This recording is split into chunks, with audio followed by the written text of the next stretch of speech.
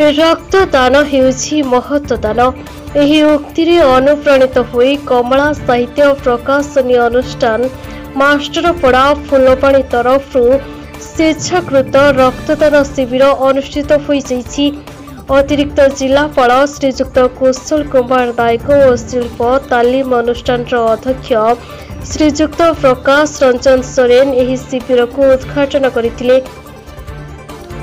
ଅନୁଷ୍ଠାନର ପ୍ରତିଷ୍ଠାତା ଡକ୍ଟର ଋଷିଆନନ୍ଦ ମହାପାତ୍ର ଓ ଅନୁଷ୍ଠାନର ସଭାପତି ରାମକୃଷ୍ଣ ବେହେରାଙ୍କ ପ୍ରତ୍ୟକ୍ଷ ତତ୍ତ୍ୱାବଧାନ ସ୍ୱେଚ୍ଛାକୃତ ରକ୍ତଦାନ ଶିବିରରେ ସଫଳ ହୋଇପାରିଛି। ଏହି ରକ୍ତଦାନ ଶିବିରରେ ଶିଳ୍ପ ତାଲିମ ଅନୁଷ୍ଠାନ ଫୁଲବାଣୀର ଅଧ୍ୟକ୍ଷ ଶ୍ରୀଯୁକ୍ତ ପ୍ରକାଶ ରଞ୍ଜନ ସୋରେନ, ସେକ୍ସନ ଅଫିସର ଶ୍ରୀମତୀ ସ୍ମରଣିକା ବାରିକ ଓ ବହୁ ତାଲିମ ଓ ସହ ତାଲିମ ପ୍ରାପ୍ତ ଅଧିକାରୀ ସହଯୋଗର ହାତ ବଢ଼ାଇଥିଲେ ଓ ଶିଳ୍ପ ତାଲିମ ଅନୁଷ୍ଠାନର ବହୁ ଛାତ୍ରଛାତ୍ରୀ ରକ୍ତଦାନ କରିଥିଲେ। ଉକ୍ତ ରକ୍ତଦାନ ଶିବିରରେ 55 ୟୁନିଟ୍ ରକ୍ତ ସଂଗ୍ରହ କରି ଏକ ମାଇଲ ଖୁଣ୍ଟକୁ ଅତିକ୍ରାନ୍ତ କରିଛି, ଯାହାକି ଏକ ସ୍ୱାଗତଯୋଗ୍ୟ ପଦକ୍ଷେପ ଅଟେ।